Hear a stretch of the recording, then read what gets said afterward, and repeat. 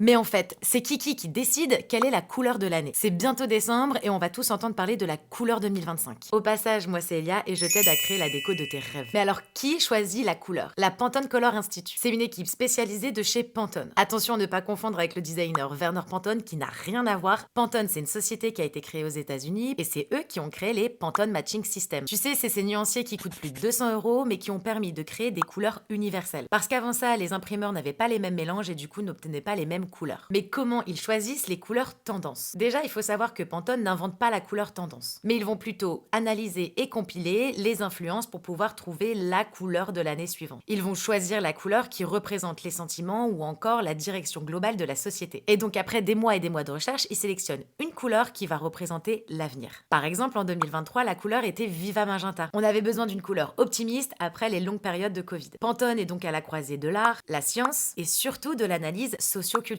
Et je t'en parle parce que cette couleur va être partout. On va la retrouver dans la mode, dans la beauté, dans le graphisme et même dans la décoration d'intérieur. Et Pantone nous donne plusieurs rapports. Le premier qu'on va avoir bientôt en décembre qui va définir la couleur de l'année. Mais ensuite, il y a d'autres rapports. Un rapport qui va définir les couleurs printemps-été et un deuxième qui va définir les couleurs automne-hiver. Maintenant que tu sais comment ça marche, j'attends tes pronostics pour deviner la couleur de 2025.